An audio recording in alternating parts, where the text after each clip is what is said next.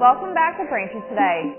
I'm Martha Konstandinidis and you're watching BCAM TV. Now we'll be getting into our latest stories from the week.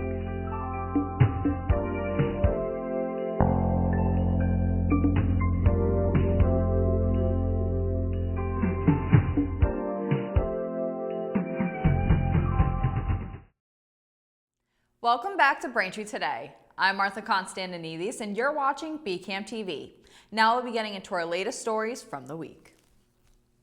Tensions flared over the weekend as Israel launched retaliatory strikes on southern Lebanon following rocket attacks on northern Israel, marking the heaviest exchange of fire with Hezbollah since a ceasefire was reached. Israel's Prime Minister's office said it's instructed the military to act forcefully, striking dozens of Hezbollah targets, including rocket launchers and a command center. In response, Lebanese Prime Minister Nawaf Salam urged the military to maintain security in the south, but emphasized that Lebanon does not seek a return to war. The United Nations interim force in Lebanon expressed alarm over the escalation, warning that further violence could threaten regional stability. Canada's new Prime Minister, Mark Carney, and his conservative challenger launched their election campaigns Sunday, both warning U.S. President Donald Trump to respect Canada's sovereignty amid escalating trade tensions and annexation rhetoric. Carney kicked off a 5-week campaign ahead of the April 28th vote, denouncing Trump's trade war and repeated claims that Canada isn't a real country. Trump's push for Canada to become the 51st U.S. state has triggered outrage and a surge in Canadian nationalism, giving Carney's Liberals a boost in the polls after facing potential defeat. The 37-day campaign will decide 343 House of Commons seats, with the Liberals and Conservatives the only parties positioned to form a government. The election is now expected to focus heavily on which leader is best prepared to confront Trump's aggressive stance. President Trump has announced that key responsibilities of the U.S. Department of Education will be transferred to other federal agencies as part of a broader plan to dismantle the department. Under a new executive order, Trump said essential programs like Pell Grants and Title I funding will be preserved but managed elsewhere. The Small Business Administration will assume control of the department's $1.8 trillion student loan portfolio, while the Department of Health and Human Services, now overseen by Robert F. Kennedy Jr., will take over programs for students with disabilities and school nutrition services. Trump emphasized that the transition will begin immediately and assured that student loan repayments will not be disrupted. Although dismantling the Department of Education entirely would require congressional approval, Trump plans to redistribute its functions across other federal agencies. In national consumer news, U.S. safety regulators have issued a sweeping recall of nearly every Tesla Cybertruck on the road, more than 46,000 vehicles, due to a potentially dangerous defect. The National Highway Traffic Safety Administration says a stainless steel exterior panel that runs along the windshield could detach while driving, posing a serious hazard to other motorists. The recall affects all 2024 and 2025 model Cybertrucks manufactured between November 2023 and February 2025. Tesla will repair the issue free of charge, with owner notifications expected to go out by May 19th. This marks the 8th recall for the futuristic pickup since its launch in late 2023, adding to a growing list of safety issues including stuck pedals, power loss, and faulty windshield wipers. The news comes as Tesla faces growing scrutiny both from consumers and critics amid falling sales, increased competition, and a wave of vandalism targeting Tesla showrooms and charging stations nationwide. For more information on the recall, owners can call Tesla customer service or visit nhtsa.gov. Measles is making a concerning comeback in the U.S., with 2025 already surpassing last year's total case count just 3 months into the year. A multi-state outbreak has driven nearly 300 confirmed cases, with Texas reporting 259, New Mexico 35, and Oklahoma 2, though experts warn the real numbers are likely higher. In comparison, 2024 saw 285 cases nationwide, according to the CDC. Dr. Dan Baruch of Beth Israel Deaconess Medical Center says the surge highlights the decline in preventative measures, recalling that measles was declared eradicated in the U.S. in 2000. So far, 36 patients have been hospitalized, and most cases involve unvaccinated individuals or those with unknown vaccination status. Thanks for watching Braintree today. We'll be right back with more after the break. Hi, I'm Tom Lyons, a retired captain from the Quincy Fire Department and the author of the book Fighting Fire, A Proactive Approach. Cooking is the leading cause of home fires. Unattended cooking is the leading cause of these fires and related deaths. Therefore, keep a close eye on your cooking. If you must leave the kitchen, bring a utensil with you as a reminder of your efforts. Set a timer for food taking longer to cook. Turn pot handles towards the back of the stove. Keep a lid nearby when cooking. If a small grease fire starts, slide the lid over the pan and shut off the burner. You can take an active role in your safety. Cooking safety starts with you. Welcome back. Braintree police are investigating a serious crash after a pedestrian was struck by a vehicle near 1599 Washington Street. The incident occurred as officers were already in the area responding to reports of suspicious activity. The truck involved is owned by the Braintree Electric Light Department, the town's municipal utility.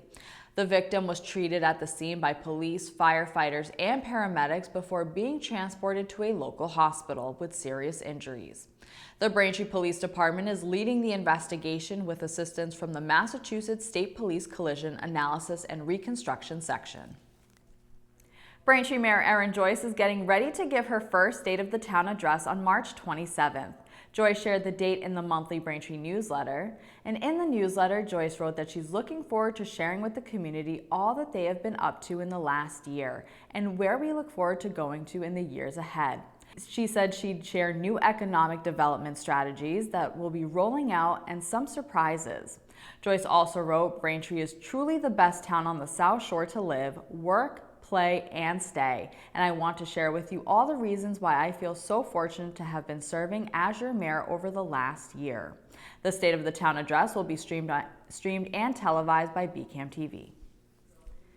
If you're receiving or will receive a pension from Braintree, the Braintree Retirement Board will conduct a public hearing on Thursday, May 22nd at 4:15 p.m. at 74 Pond Street to discuss a cost of living adjustment for all eligible recipients of a Braintree Retirement System pension.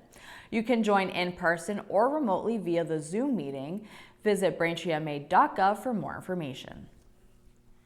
The Rotary Club of Braintree is hosting an electronic waste day for residents of Braintree and surrounding towns on Saturday, April 26th from 9 a.m. to noon at 74 Pond Street. Most small household items that can be plugged in will be accepted for recycling, and for a full list of acceptable items, pricing, details, and additional information, residents are encouraged to visit braintreerotaryclub.org. Braintree Town Hall has announced an important event for local veterans. On Friday, March 28th, the Foster Veteran Center will host a Welcome Home Vietnam Veterans celebration from 10 a.m. to 11:30 a.m. The event honors Vietnam veterans and their families in recognition of National Vietnam Veterans Day, offering a moment of appreciation for their service and sacrifice. The Sun Will Rise Foundation is teaming up with the Boston Backpack Project to support local families in need. Community members can donate items like clothing, toiletries, or snacks by dropping them off at 541 Washington Street in Braintree now through Friday, March 28th. For those unable to donate physical items, monetary contributions can be made via Venmo to the username @thesun-will-rise. The partnership aims to provide much-needed supplies to families facing hardship, and organizers are encouraging local communities to help make a difference. Thank you for watching Braintree Today on BCAM TV. We'll be right back with more stories in the area.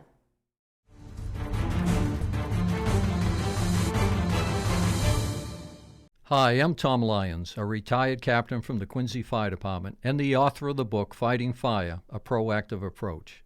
Home fire deaths have been cut in half since the early 70s when smoke detectors were first marketed.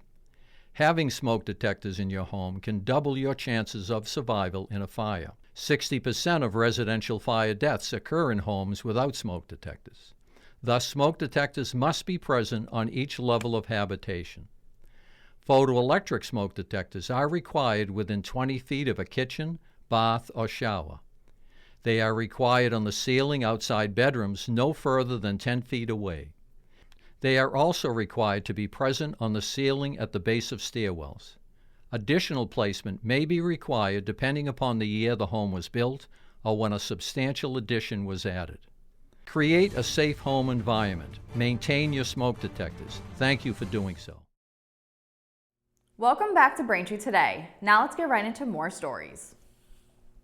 Following last year's collapse of the Francis Scott Key Bridge in Maryland after a cargo ship collision, the National Transportation Safety Board is recommending vulnerability assessments for 68 bridges nationwide, including 3 in Massachusetts. The Bourne and Sagamore bridges, both built in 1935, and the upper and lower levels of the Tobin Bridge, constructed in 1950, are among those flagged. While the Bourne Bridge is classified as critical due to its role as an essential link, the Sagamore and Tobin are considered typical structures. The NTSB emphasized that these bridges are not at immediate risk of collapse, but were built before current design guidelines were introduced in 1991 and should be reviewed as a precaution. Other regional structures listed include the Memorial Bridge in Portsmouth, New Hampshire, and the Claiborne-Pell Newport Bridge in Rhode Island.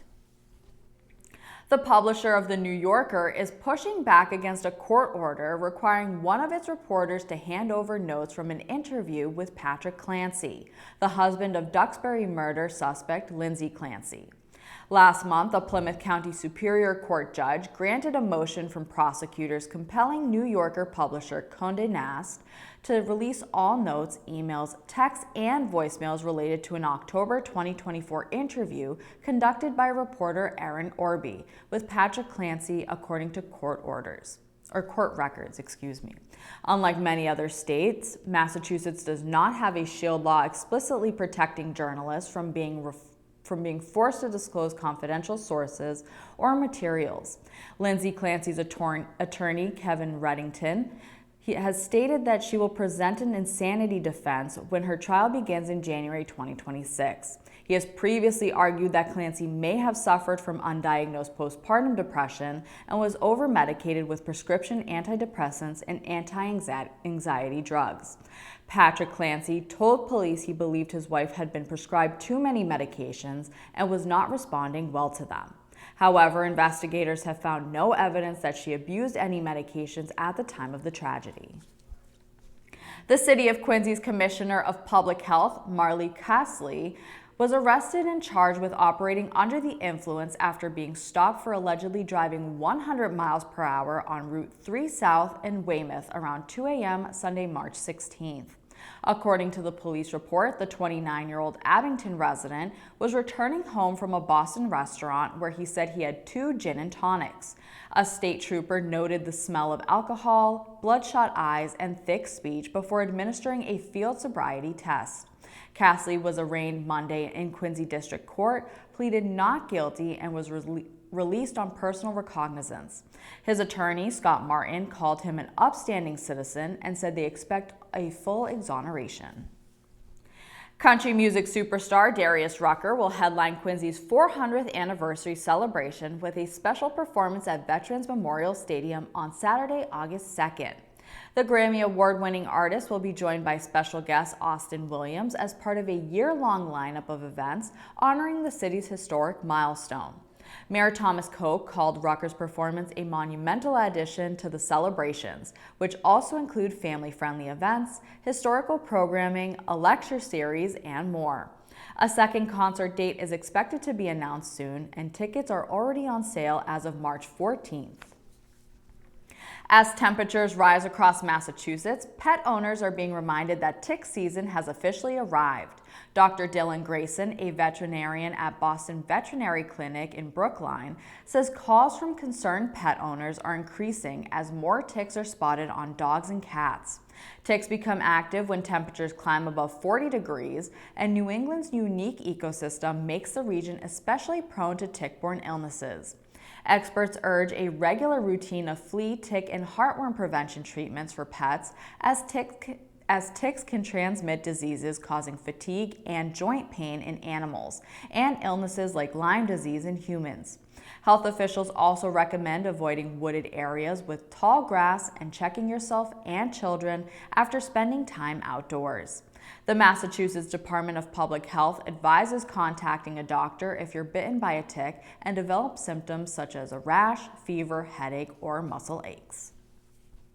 Thanks for watching Braintree today. We'll be right back with more in entertainment.